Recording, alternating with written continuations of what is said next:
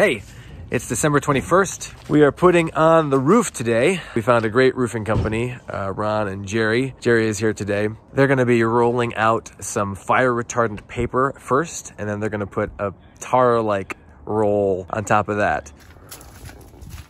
All right, here's all the stuff. Here's Jerry. Hey, Jerry. These guys are fast. I was inside making Christmas cookies, and they're pretty much all done with the fireproofing. Look at this.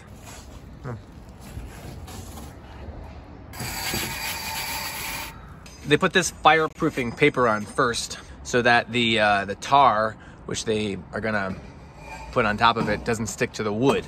It prevents fire from coming up or from going down. It's fireproof paper.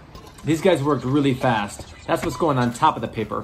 Modified bitumen. And it's not called bitumen. Nope, it's called something else that sounds like a bad word. This is called a torch. That's Jerry. He was a character. He would have his very dangerous torch in one hand and a cup of to-go Dunkin' Donuts coffee in the other, just as happy as a clam. Strip one done. And here they are from our existing roof. It's looking good, guys. He used this magnetic hammer, which I guess is called a magnet roofing hatchet. I really want one. Wave, Jerry.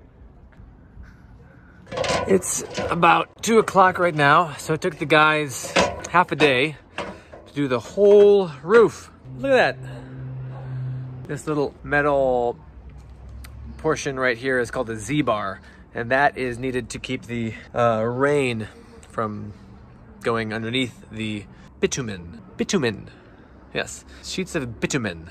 What did we learn today? Well, I learned how to pronounce the word bitumen. That's right, B-I-T-U-M-E-N. It's not bitumen, Mike. No, you can't tiptoe around the proper pronunciation of the word. It's bitumen.